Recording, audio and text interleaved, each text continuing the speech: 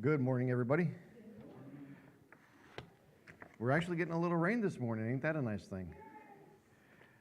I know around here we have a lot of microclimates, and some people have been getting rain, but where we're at, right down the road, 5 minutes from here, we've gotten like no rain in like 3 months. So even a little bit of rain is welcome right now. This morning, there's a lot of things going on. Welcome to Old Fashioned Sunday, and I know there's a lot of stuff going on in the back, getting food and stuff prepared, and people are running around doing their thing, which is why we're kind of empty today. Everybody's kind of back there doing their thing, but thank you for all being here and in Sunday school this morning. So we got Old Fashioned Sunday today, and then the 24th is the Fall Festival, right, Bertie? Yes. The 24th is the Fall Festival? Starts at 6. Starts at?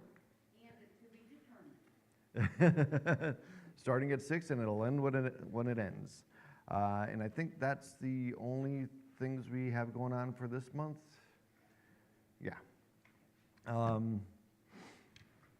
So today is October 19th, and we're into lesson 7. But before we get into that, Brother Sammy, can you please take up the collection?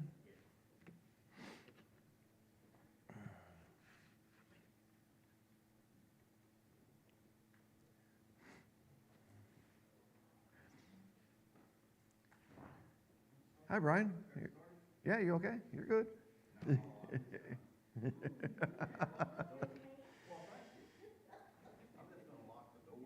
Thank you. I appreciate it. I'm sure. I'm not sure. Wow, look at those leaves. Huh. And as we get started, Sister Priscilla, can you please pray over the offering and the lesson? I know you're just getting settled in, but hey. I forgot to give him his key. He'll figure it out. Dear Lord, we thank you for allowing us to be in your house today, Lord. We pray that you will bless each and every one here, Lord. Bless those that are not able to be here. Be with them, touch their hearts. We pray that you will touch him as he delivers our message, Lord, and help us to open our ears and to apply it to our lives, Lord. We pray it in your precious name. Amen. Amen. That's good. Today, again, we are still in the unit theme of Joshua and Judges. We are specifically talking about Judges, and today we're going to be in Judges 13 and 16. And we're going to be talking about Samson and unusual strength. So our first section is Born for God's Purpose, which is Judges 13, 1 through 14. Second section is Enticed Away from God, which is Judges 16, 4 through 22. And our third section is One Final Victory, which is Judges 16, 23 through 31. Now, there's a big gap in here, and it's Judges 14 and 15. So if you've studied before, hopefully you read through the 14 and 15 to actually get some more of the backstory of what's going on between 13 and 16. There's a lot happening there, and we'll cover that a little bit throughout the lesson. But I do try to stay to the lesson plan as best as I can. So today's central truth is Christians should be singularly focused on fulfilling God's purpose for their lives. Our focus is perceive and pursue God's purpose, resisting sinful enticements. That focus is really interesting because not only sinful enticements, but kind of like what we talked a little bit about Wednesday, is the good thing versus the better thing. Because there are different paths that we could be taking throughout our journeys. And some look good and look godly, but there's also a better thing that we could be doing. So, and that is something that we're learning too, Amy and I, as we're going through our journey together. There's some good things that we could be doing, but then there are some better things that we could be doing, and we try to focus on the better things instead of the good things. And hopefully that makes sense. Our evangelism emphasis is by believing in Christ, lost people can be redeemed. And our golden text, walk in the Spirit, and ye shall not fulfill the lust of the flesh, which is Galatians 5:16. And that is something, again, we should focus on as Christians, walking in the Spirit, because, we're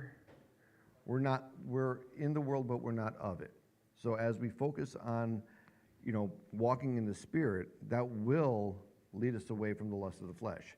That lust of the flesh is going to be there, and it's going to be pulling us away because, we're in this skin suit, and it's a constant battle that we face every day.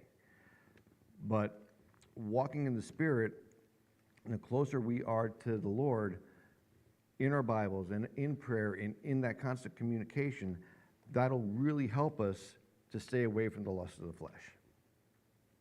So, the first question that opens up in our lesson: have you ever known someone who had great potential, but that potential went nowhere? Perhaps they were very intelligent, or had great talent, or possessed useful skills that should have led to great success, but this did not happen. It is especially sad when this occurs because of the mistakes, even moral failures of such individuals. It is a tragedy to see a life wasted. This week, we consider a biblical example of wasted potential, Samson.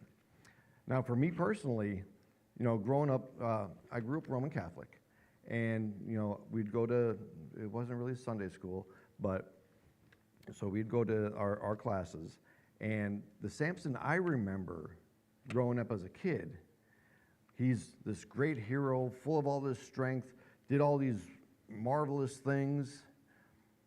But as an adult, going through and studying of Samson, I see something totally different, where he battled in himself. I mean, he was really, I don't know if arrogant's the right word, but he was really after the things of the flesh. That talks about when he was at a party, it was a drinking party. He was lustful after women. He did things that were outside of what he was called to be doing.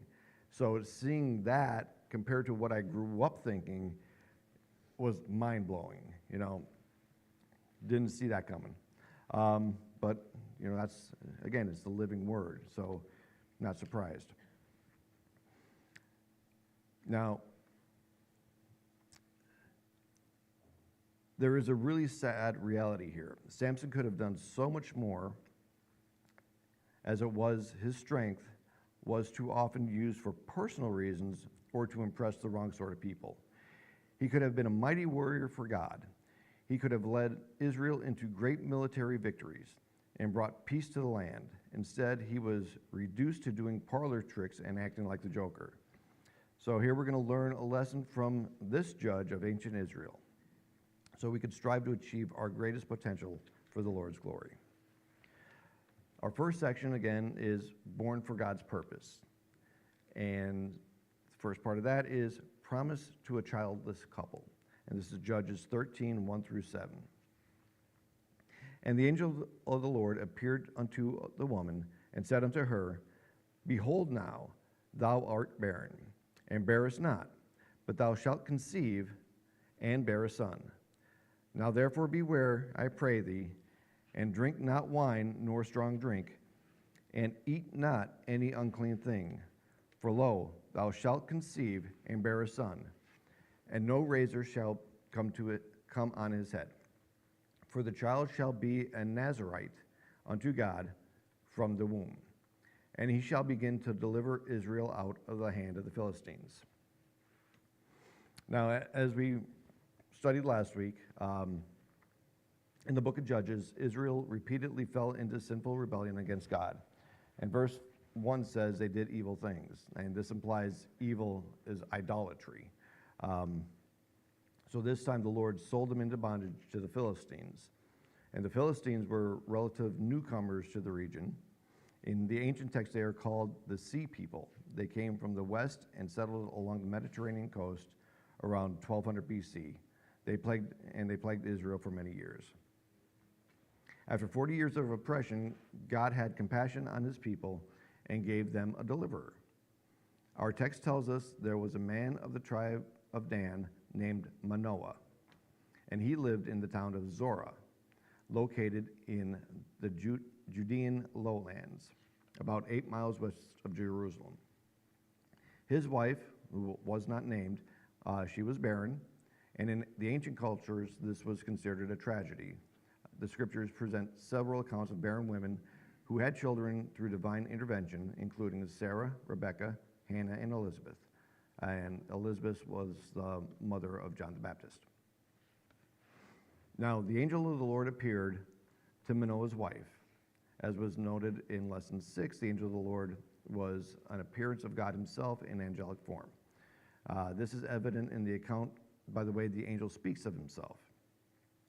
When Manoah asks for his name, the angel says his name is secret or wonderful. And wonderful is the same description given to the Messiah in Isaiah 9:6. The one who is the mighty God. And the angel of the Lord tells this woman that she will bear a son, and her child will grow up to be a deliverer for Israel. Specifically, the message is Samson shall begin to deliver Israel. And history bears out Samson's role as the one who initiated the resistance against the Philistines.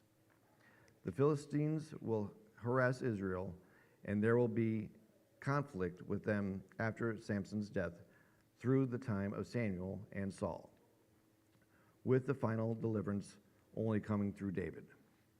Now the angel leaves, and the woman goes to her husband with her news. She explains, a man of God with the countenance of an angel had come to her. And the term man of God is often used for prophets in the Old Testament. Perhaps the woman used this term because of the prophetic nature of the announcement to her.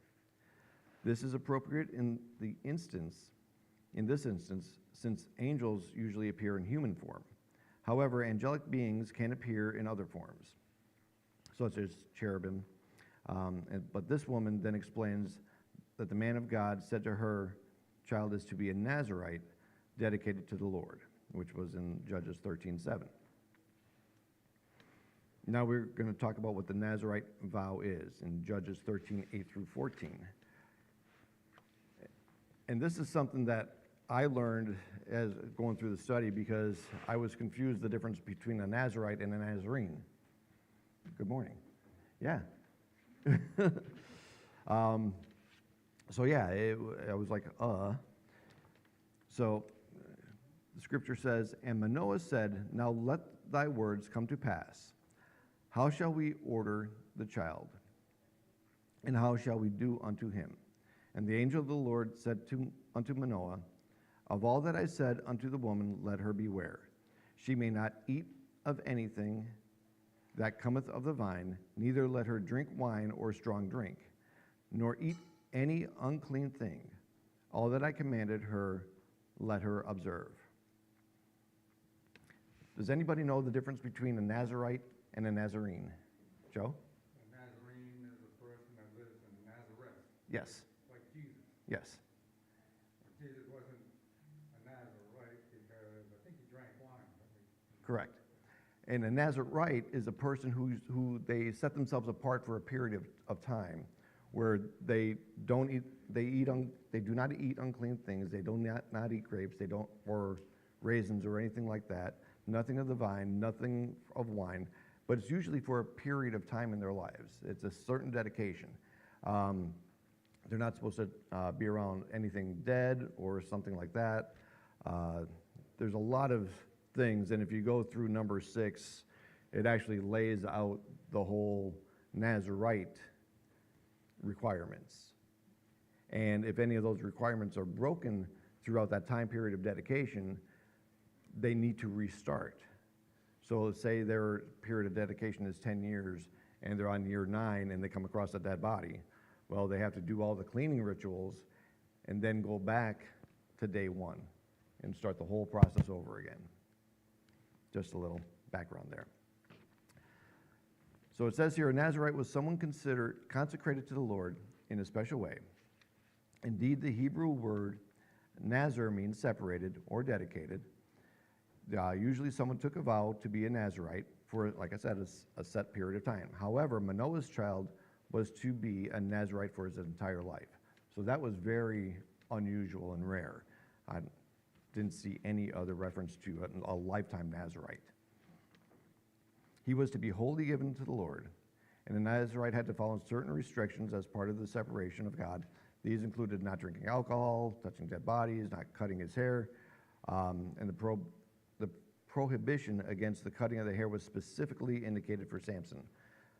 I don't know if that was a general thing for the Nazarites, but it was a specific thing definitely for Samson. Now, Manoah seemed uncertain about how to react to all this, an angel appearing to his wife going to have a child. The child would be a Nazarite. So how could all this be? Seeking for confirmation of his wife's story, Manoah prayed the man of God would return, and he also prayed for instruction on how to raise the child. God hears his prayer, and the angel returned. Again, he appeared to the woman without Manoah being present, perhaps because she exhibited immediate compliance. She didn't think about it, where Manoah was questioning everything. So she raised to her husband, and Manoah saw the angel for himself. For him, seeing was believing, and Manoah affirmed his faith in what the angel had promised, and again asked for instructions on raising the child. He was told to observe all that had previously been told to his wife. The angel of the Lord added further instructions. Since the child was to be dedicated to the Lord from birth, Manoah's wife must also abstain from alcoholic drinks and eating anything ritually impure. So because she was carrying the child, the angel of the Lord told the woman to also not partake of anything unclean or the wine, because that would obviously go into the baby. Manoah responded by offering to fix him a meal, still not recognizing him as the angel of the Lord. The angel refused and told Manoah to make a sacrificial offering instead. Finally, Manoah realized he had been talking to God himself, so he and his wife fell to the ground in worship. Soon after, the woman gave birth to a son and named him Samson, a name which refers to the sun or brightness. Now, another thing that happened with Manoah and his wife, after they did the sacrifice and the angel of the Lord disappeared, and Manoah realized who they actually saw, he got scared. And he was like, we just saw God, we're going to die, because that happens. And his wife goes, I think if he wanted us dead, we'd be dead already, so just relax, he's not going to kill us, we're okay. I just thought that was funny. The next section is our little gray box here. It's called consecration. Consecration is not the act of our feeling, but of our will. Consecration is only possible when we give up our will about everything. And if you think about that, as we're going through our journey, it's hard to get our feelings out of the way a lot of times, because we feel like we should be doing a certain thing, or we feel we should be going down a certain path. It's something we all do. But ultimately, we should be praying to be just in the Lord's will with whatever we're doing. We shouldn't be looking to go down a certain way or do a certain thing. As long as we're praying that what we're doing is in God's will, that should be what we're doing. And that quote was from F.B. Meyer. Our second section is enticed away from God.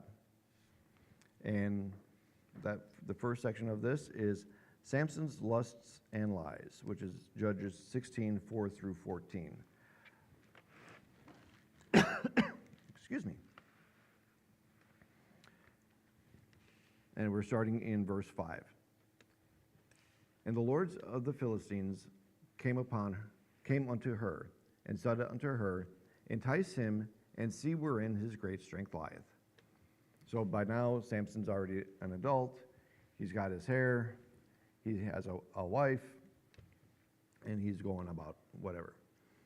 Entice him and see wherein his great strength lieth, and by what means we may prevail against him, that we may bind him to afflict him, and we will give thee every one of us 1,100 pieces of silver.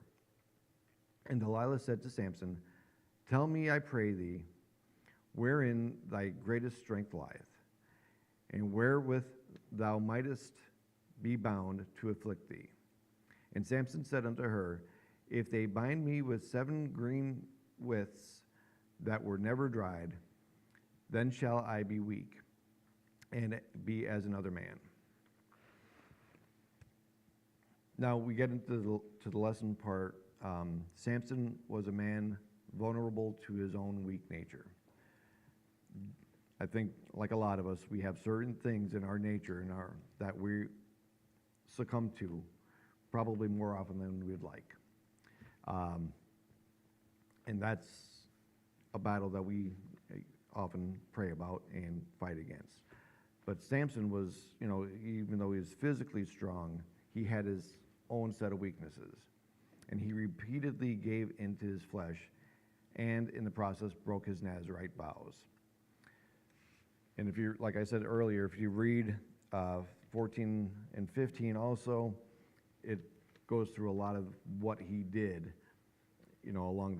along the way. He killed a lion and then touched its dead body, which was in 14. He married a Philistine woman and celebrated with a feast. And the Hebrew word in this case for feast is misteh, which implies a drunken party. Finally, as we shall see, his hair will be cut off in an affair that brought about his downfall. Now, Samson's greatest weakness was in his affairs with women, and this happened repeatedly. It happened again when he fell in love with a woman named Delilah, who lived in the valley of Sorek. Zorah, Samson's hometown, was the northern end of this valley, and Delilah's home was at the southern end. Samson may have met her on one of his trips to and from the land of the Philistines. Now, we don't know much about Delilah. She may have been a Philistine, but the text doesn't really tell us that. She was probably a harlot, but it doesn't say, so we're unsure. But she was willing to do anything for money. And the Philistines lived along the Mediterranean coast in 5 cities. Each city was an independent kingdom ruled by a lord, and these 5 lords of the Philistine administered a loose confederation of their respective 5 city-states. And for years, they were harassed by Samson and his feats of strength. One of the things talks about, after Samson killed the lion, he ate the honey that he found in the lion later on. He told the Philistines a riddle, and part of that riddle was a reward of 30 cloaks if they guessed the riddle, or Samson would receive the 30 cloaks if he didn't. Through different means, the Philistines figured out what the riddle was, so Samson went out and beat up 30 other Philistines, grabbed their stuff, and brought it back for the payment. So that was one of the things that he did along the way.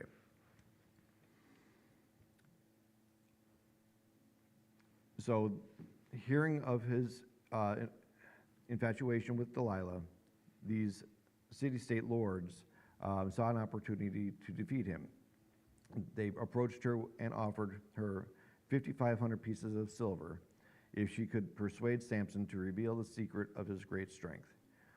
And now this was a big sum of money, and if the price paid for Joseph was standard for the purchase of a slave, then Delilah could have bought 275 slaves with this bribe. So, and I think it said that the price of Joseph was 20 silver pieces. So that's what that math is. Now Delilah did not seem to have any hesitation. She used Samson's affliction for her to entice him to reveal his secret. This is a tragic commentary on Samson's low view of his calling and mission. His strength lay in his commitment to God, as evidenced by keeping the Nazirite vow. He knew this, and to play with the sacred trust was not only foolish, it was contemptuous violation of his consecration to God.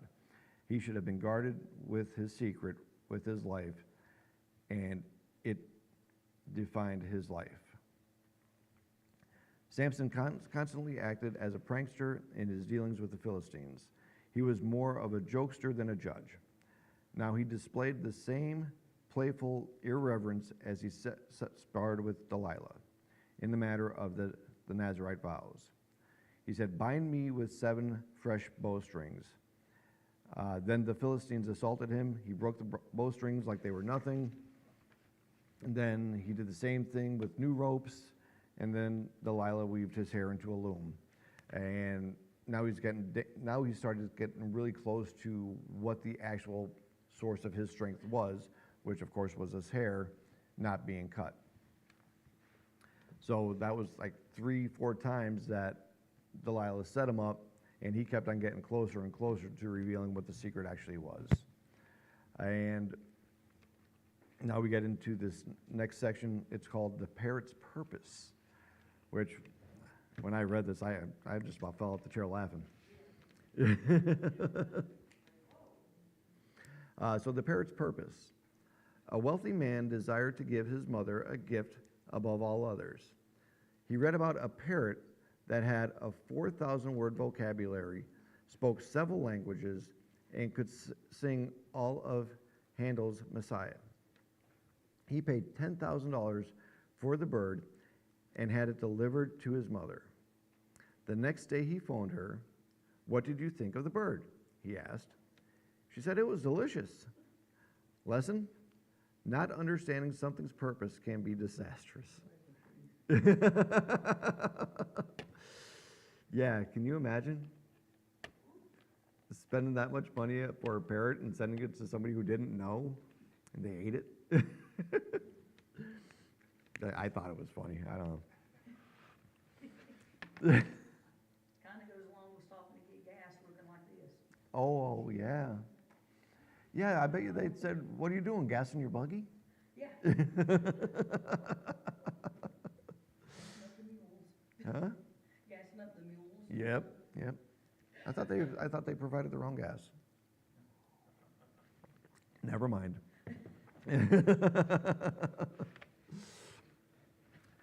So Samson's imprisonment, which is Judges 16:15 through 22. And she said unto him, "How canst thou say, I love thee?" Now, if you think back a couple weeks ago, Jimmy preached on this. So I made sure I didn't go back and listen to his preaching because I didn't want that to influence the lesson plan at all. So again, trying to stay as close to the lesson plan as possible. I didn't do that, but it brought some memory recall when I was going through. And she said unto him, "How canst thou say, I love thee, when thine heart is not with me? Thou hast mocked me these 3 times, and hast not told me wherein thy great strength lieth." And it came to pass, when she pressed him daily with her words, and urged him so that his soul was vexed unto death, he was done. She was riding him and giving him a hard time and just constantly pressing, and he was done. So that he told her all his heart, and said unto her, "There hath not come a razor upon mine head, for I have been a Nazirite unto God from my mother's womb. If I be shaven, then my strength will go from me, and I shall become weak and be like any other man." And she said, The Philistines be upon us, Samson. And he woke out of his sleep and said, "I will go out as at other times before, and shake myself." and he wist not that the Lord was departed from him. We'll get that interpretation a little bit clearer a little bit later in this lesson here. So Delilah now cunningly used her wiles, because again, that was Samson's biggest weakness. And you could almost see her pout and say, "You don't really love me. If you did, you would tell me." Again and again, she pressed him until finally he gave in. He told her a razor had never touched his head, and she finally earned her fee. Delilah called for the Philistine lords and got ready to entrap Samson. Carefully, she lulled him to sleep and had his hair cut off. When Samson awoke, he tried to throw off the Philistines as before, but he could not. His strength was gone. And then follows some of the saddest words in the Bible. And this is the interpretation of what that last part said. He did not know that the Lord had departed from him. Yeah, that's sad. That is, yeah. Sad doesn't even describe it. As believers today, if we are negligent in our spiritual commitment, sin can creep into our hearts, and without realizing it, we may find our strength is gone and the Lord has departed from us. Been down that road for a long time. You know, when I first came to the Lord, my heart was on fire, but I didn't do anything with it. I was actually, and we talked a little bit about this on Wednesday night, I was afraid to go out and tell people anything because it was my coworkers, it was family that I worked with, friends, you know, and where we worked, there was some Christian brothers there. They literally were brothers, and people would make fun of them all the time. So I was like, well, if I go out and start talking about this, now they're going to start making fun of me. It's like it's my friends, it's my family. I mean, so I ran, and I ran for years. So I understand that departed from him feeling. And sad doesn't even begin to describe it. There's nothing worse than feeling like you have no hope. Yeah. And that's exactly what that is. Mm-hmm. That's a good way to describe it. Like no hope. But now, deprived of the Lord's presence and his divinely gifted strength, Samson was no match for the Philistines. They would now not only enslave him, but also humiliate him. They blinded him by gouging out his eyes, and I'm sure there was no anesthesia at the time either. But this was a common practice in ancient times. It not only incapacitated their prisoner, it debased him.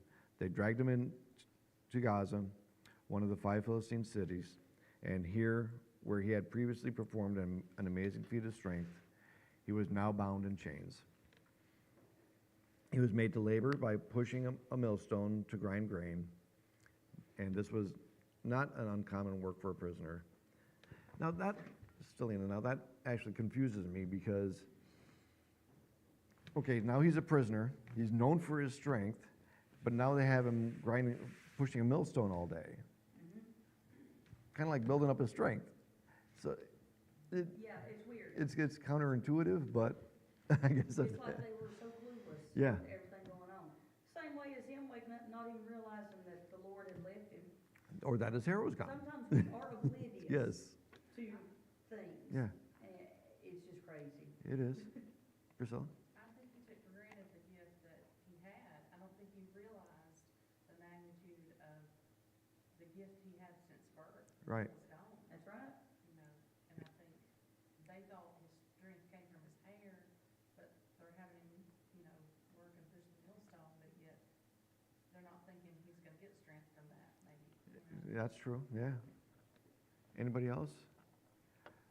No, because again, and it's his arrogance and his pride throughout the whole thing, and he thought he would have this forever. He didn't realize that he was, like I was saying, it's, Even with Delilah, I think, instead of entrusting the Lord to Samuel, his mate, he chose himself, mm-hmm. he was trusting the wrong person. Right, well, even his first wife, he said to his parents, I want her, go get her for me. And they're like, well, don't you have anybody in your own tribe that you could be with? And, he's like, nope, I want that one. So, And those parents, they did not do right. no, they didn't. They enabled him to go down the wrong path. Yeah, And as parents, sometimes we have to make those hard decisions. We have to say no when we don't want to, but as a parent, if you love them, mm-hmm. sometimes you have to. Exactly. Yeah, you have to let them sometimes you have to let them make their own mistakes too, but you don't enable their mistakes. Right. And that's what they were doing here. They were enabling the mistakes. That's a lesson for you there, Bubba. Take all this in, Paul. They being really strong. So the grain would be pounded and poured onto the larger stone. Then the upper stone would be pushed back and forth over the grain, grinding it into meal. And Samson spent his days kneeling before the lower stone and pushing the upper stone back and forth repeatedly. I love all the detail that they put into the lessons. That's kind of my thing. But in the midst of his humiliation, Samson experienced changes that would alter his final days. First, his hair slowly began to grow. That was the outward sign of his Nazirite vow. And more importantly, a new spirit arose up with him, and Samson turned his heart to God. Okay, so why didn't the Philistines keep his hair cut? They clearly weren't thinking. I mean, if you think about it. And I had to laugh because I got a haircut last night, coming through this, I'm like, okay, I guess I'm getting my haircut. But why wouldn't they keep his haircut? They knew if that was because that was they were told that the hair is the source of his strength. I wonder if they thought when they cut his hair that the Lord departed from him. Like it said it did, Mm-hmm. that they thought that, he couldn't It's get just back in gone. God's graces or, Right. Once it's gone, it's gone. permanently gone, yeah. Right. That could be it, Or they were so arrogant in themselves, they were thinking, yeah, we don't have to worry about that anymore.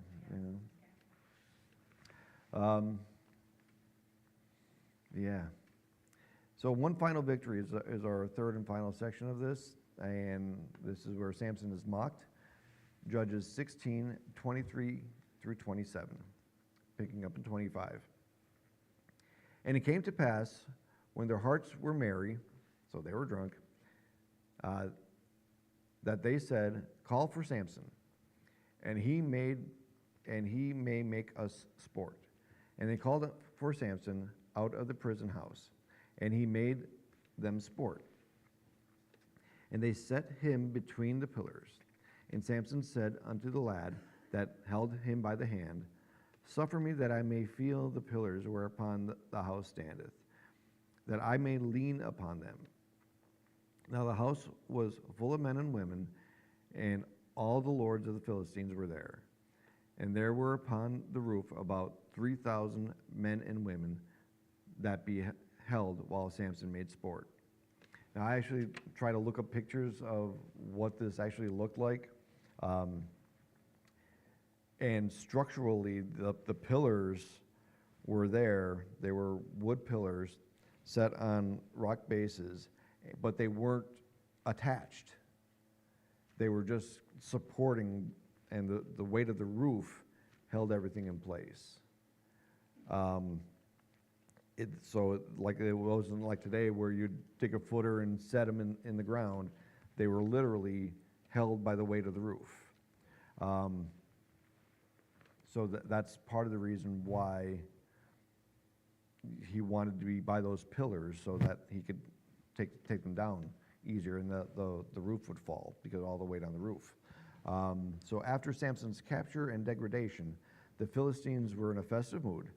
They decided to host a feast of celebration, and the focus of the celebration was to honor Dagon, a deity associated with fertility and vegetation. He was particularly the god of grain, and their celebration took place in the temple of Dagon. Their festivities consisted of two things. First, they praised Dagon for giving them victory over Samson. To attribute victory to a national deity was common in the ancient world. They saw what had happened to Samson as revenge for all the Philistines he had killed. If you think back in the reading, not in the lesson, but if you read through the chapters, he killed 1,000 Philistines with the jawbone of a donkey. So, and that's what they were talking about, and other things that I'm sure he did that was, not necessarily documented. They saw what had happened to Samson as revenge for the Philistines he killed. And second, they celebrated by making merry. Their festivities included lots of alcohol, eating, dancing, and music. And finally, drunk with both pride and wine, they decided to enjoy themselves at Samson's expense. Samson was brought from the prison and made to stand in the middle of the temple. He was placed between two pillars, and there he performed for them. He was forced to amuse them. Taunted with jeers and mockery, Samson was made to act the part of a fool, like the toy for their entertainment. Pardon me. And sometime during all this, Samson had an opportunity to rest for a moment. And a young boy stood near him, and this person, again, as it said in the scripture, was assigned to him to help guide him, because the verse said he actually led him by the hand. So this would be a reasonable request because, he was tired from the exertion of, performing. And to understand what happens next, this is what I was talking about the description. Consider how Dagon's temple was constructed. While archaeologists have not found this exact temple, other Philistine temples have been excavated near Tel Aviv. And one of these temples is from Samson's time period. It was constructed with two pillars about 7 feet apart. The supporting columns were made of cedar wood set in stone bases. So there was nothing holding them in place but the roof itself. Okay, Charles, you do construction. Now you think about that support system. Would you ever build something that isn't secured?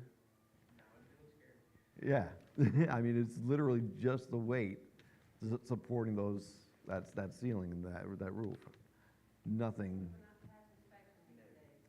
No, wouldn't pass inspection.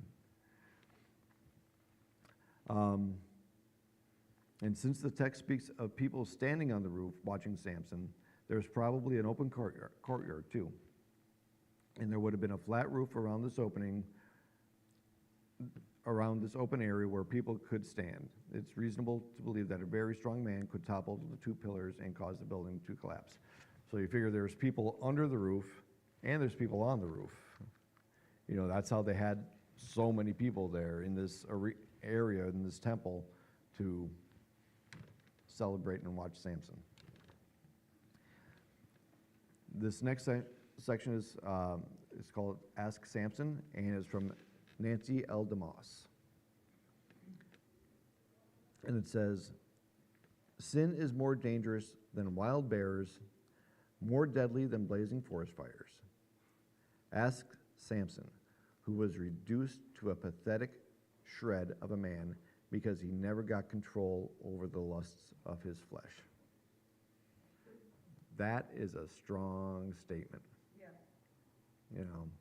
very. And I think it would be dangerous for any of us to say that we have control over our different lusts and desires. Go ahead, Stephanie. Makes me wonder, his sin for lust is the reason why God allowed for him to have his eyes physically taken out, like, just putting two and two together. Mm-hmm. Physically losing his eyes and his No, no, no. The gouging of the eyes definitely reduced the distraction. Yeah, So that's a good point. we gotta be careful. Yeah. Physically, because whatever our sin may be, we lose the ability to do that. Yes. Yeah. Well, it's said and taught that, God will remove things from your life if it distracts you from Him. Yep. He's going to come first. Yes. Period. And you can try to put everything in this world in front of Him, it's not going to stand. Exactly. Somewhere in life, it's going to be wiped away, so God will be the one that you look to, that you depend on, that you're focused on. Mm-hmm. Samson needed a little help on that, and yeah, what you say on putting the eyes out? Yep. Very much so, because when he would see a woman that he wanted, it'd be like, I'm her. Yep. I like that one. And sadly, our society today has a whole lot of that in it. It's the same way. Our society is very much the same way. Not only with what they see, but what they feel. Yep. Well, I feel this, so this is what I'm doing. Now, this makes me feel better, so I'm gonna do this. Yeah. Yeah. Anybody else? All right, we'll get into our last section here. The first set of bells is going to start ringing, I'm sure. Samson's prayer, which is Judges 16:28 through 31. And Samson called unto the Lord and said, O Lord God, remember me, I pray thee, and strengthen me, I pray thee, only this once. O God, that I may be at once avenged of the Philistines for my 2 eyes. Now here, it's still about Samson. Yep. He wants his revenge on the Philistines, and that's his focus again. But we go on. And Samson took hold of the 2 middle pillars upon which the house stood, and on which it was borne up. Of the one with his right hand, and of the other with his left. And Samson said, let me die with the Philistines. And I think that's why he was granted, because he was willing to sacrifice himself for this. And he bowed himself with all of his might, and the house fell upon the lords and upon all the people that were there within. So the dead which he slew at his death were more than they which he slew in his life. Then his brethren and all the house of his father came down and took him, and brought him up, and buried him between Zorah and Eshtaol, in the burying place of Manoah his father, and he judged Israel for 20 years. So Samson was a judge for 20 years. That is that final statement. For most of his life, Samson had not displayed much faith in God. But amazingly, God used him anyways. We know we can be most effective for the Lord by living a godly life full of dedication and obedience. Yet God is not bound by our failings. Sometimes he will accomplish his will despite us. Samson's life illustrates this. Through him, God began the process of delivering Israel from the Philistines. And that's what we said earlier in the lesson. He would begin the deliverance from the Philistines. He wouldn't deliver them completely, but he would be the leader. He would lead that. And now at the end of his life, Samson turned his heart and his prayers to God. He called out to the Lord using all 3 of his most common names, Adonai, Yahweh, and Elohim. He asked the Lord for one last burst of supernatural strength so he could avenge himself on his enemies. He asked God to remember him and strengthen him. However, for Samson, this was also a very personal matter. He wanted revenge for the loss of his eyes. His blinding and humiliation demanded retribution. Now, Samson was not a great man of faith, but he displayed faith here at the end of his life. He asked to die with those who had punished and mocked him. Then, in faith, he grabbed the pillars with his hands. He pushed with all his might, trusting the Lord had heard his cry and put strength in his body. And the Lord heard his prayer. The pillars toppled, and the roof came crashing down. All those in the temple were crushed, including the Philistine lords. In addition, there were 3,000 men and women on the roof. These came plummeting down. Thousands died within just a few moments, as verse 30 comments. Samson slew more of the Philistines in his death than ever in his life. In his death, he was more purpose-driven than in his life. And after that happened, he died. His family was able to come in, take his body back home, and bury it. And our last section of the lesson is perceive and purpose God's purpose. Perceive and pursue God's purpose.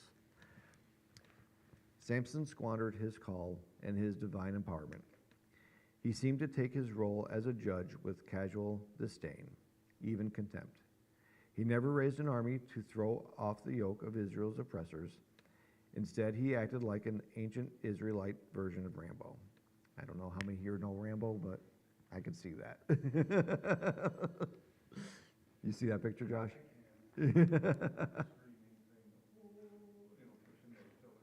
Yep. Samson's life began with supernatural events announcing his birth. From the beginning, it was obvious God had a plan and purpose for him. This was fulfilled in a moderate way. God sovereignly used him despite his failings.